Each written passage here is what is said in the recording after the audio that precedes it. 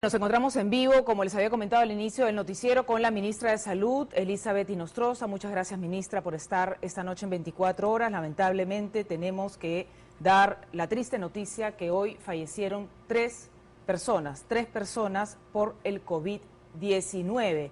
La primera persona, los tres son varones, fue un hombre de 78 años, aproximadamente a las 3 de esta tarde, y hace una media hora el MINSA oficialmente ha dado cuenta de dos fallecidos más. Uno que falleció en su departamento de Miraflores y otro que falleció en el Hospital 2 de Mayo. Buenas noches, ministra, gracias por acompañarnos esta noche. Buenas noches.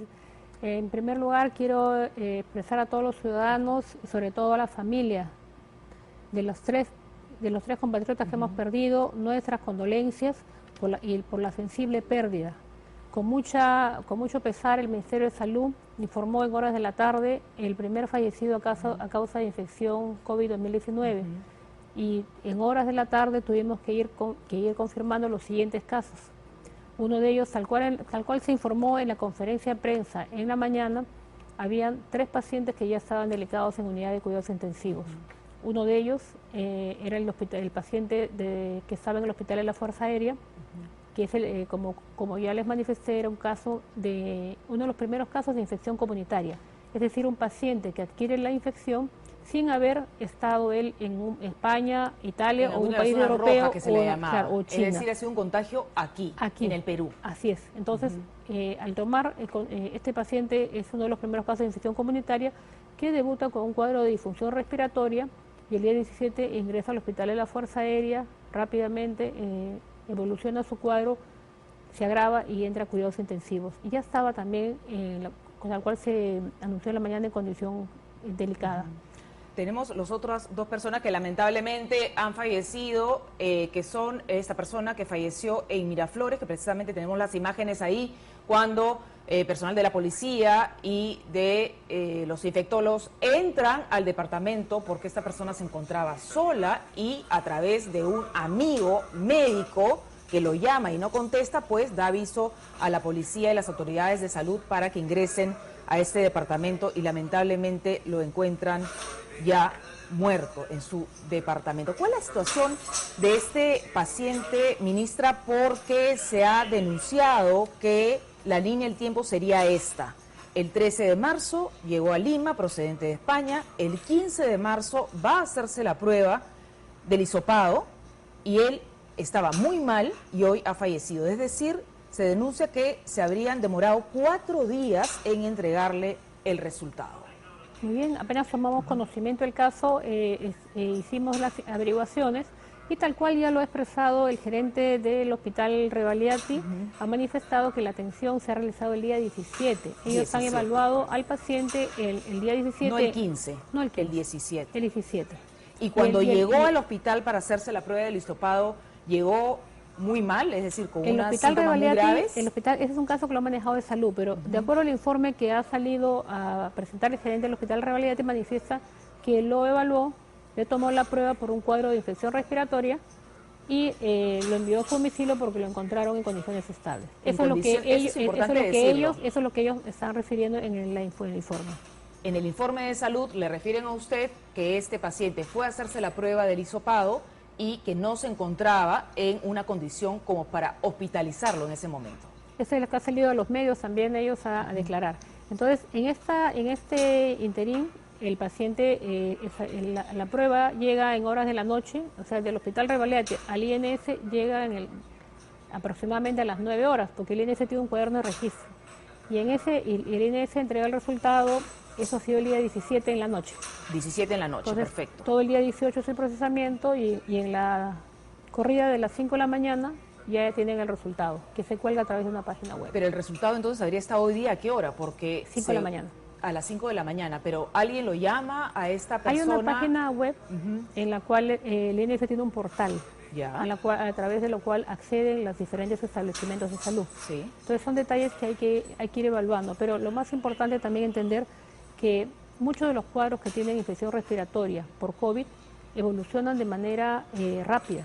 Entonces hay siempre que tener un Claro, cuidado ministra, adecuado y pero es importante hay que tener una decirlo, evaluación rigurosa si de los esta pacientes. persona tenía un resultado positivo al COVID-19 y esa prueba, esos resultados estaban listos hoy a las 5 de la mañana, ¿por qué nadie llamó a esa persona a decirle sí? Tienes el COVID-19 y ese es el protocolo que tienes que seguir. Tal vez a esa hora él hubiera manifestado que estaba muy mal. Hay muchos detalles que tienen que entrar en investigación. Tal cual ustedes los ven, hay una persona, un médico que es un médico cabecera que sale a declarar que lo llama al mediodía y que ya lo ve un poco mal, pero ese informe lo da en la noche, lo da a las 6, 7 de la noche. Entonces, hay varios detalles que hay que evaluar. Lo que tenemos que tener acá presente y que es muy, muy importante para los ciudadanos es que tenemos que aprender dos escenarios. El personal médico tiene que tener mucho cuidado en la evaluación clínica. Y si hay una persona que no está en condiciones, pues debe hospitalizarla. Sí. Eso siempre lo hemos dicho. Y además, los ciudadanos también tienen que saber identificar los signos que nos pueden hacer preocupar. Por ejemplo, respiración más rápida, dificultad o opresión para respirar, dolor en el pecho o sentir que se nos... Como una insuficiencia respiratoria, que te cuesta respirar. Apenas ocurra eso, inmediatamente llamar a una ambulancia y pedir ayuda. Nosotros tenemos el 106, que es el SAMU. El SAMU atiende, ese es uno de los sistemas que acude para las emergencias. Tienen los bomberos, tienen el SAMU, tienen cualquier línea de emergencia.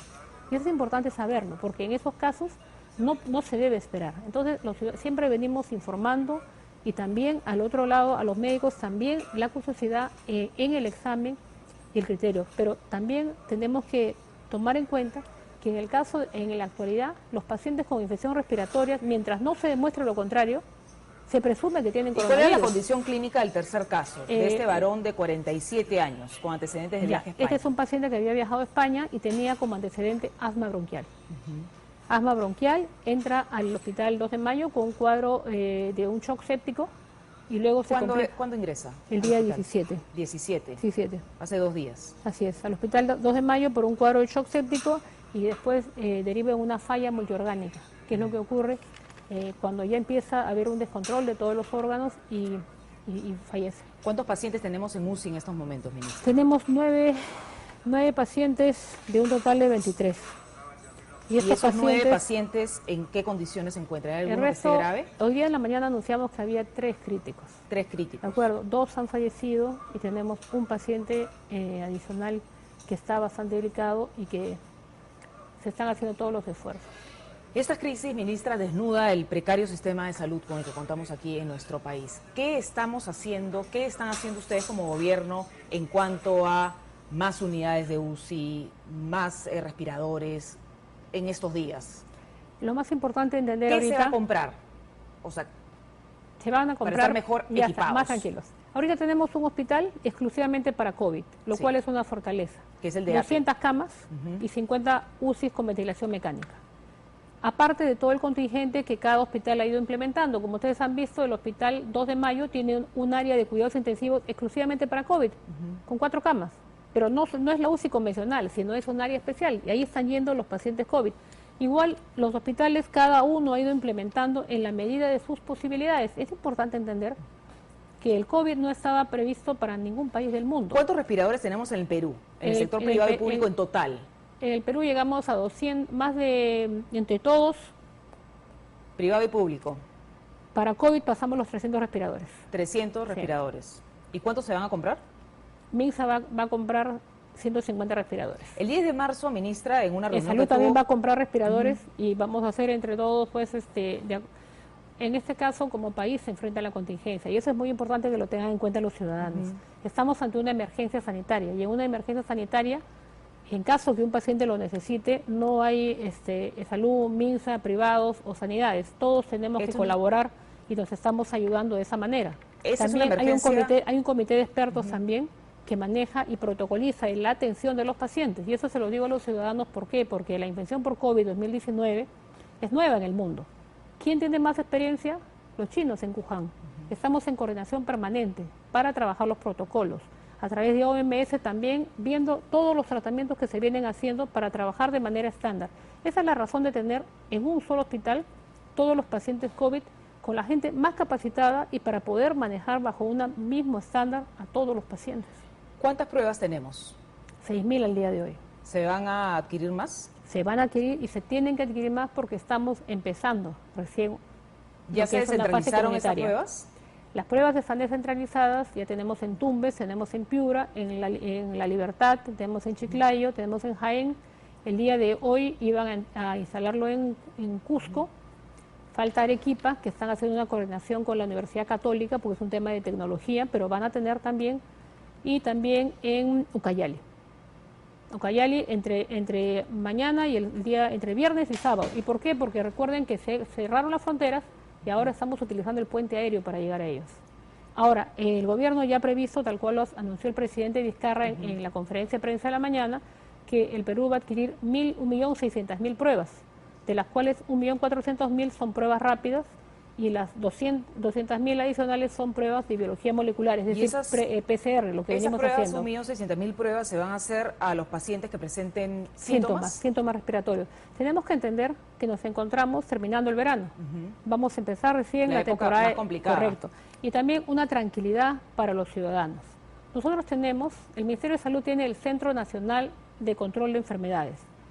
Nuestro centro de control no solamente monitoriza COVID, permanentemente llega la información de Guillain-Barré, de dengue, y sabemos los casos también de infecciones respiratorias agudas. ¿Y por qué menciono esto? Hay una curva de las infecciones respiratorias agudas.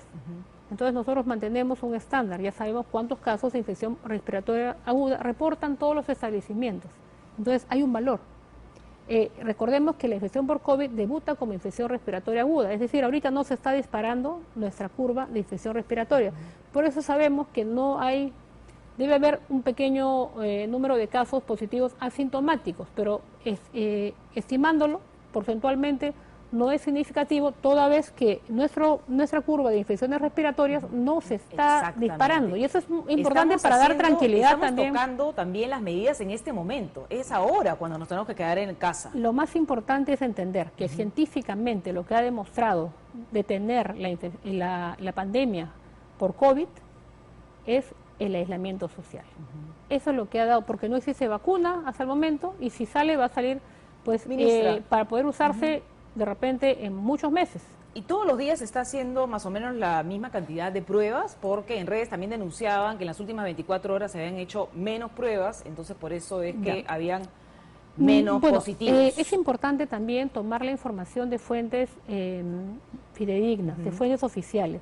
Todos los días se informan cuántas pruebas se hacen y hay un conteo porque esto es transparente y queda, y todos los días sale un comunicado.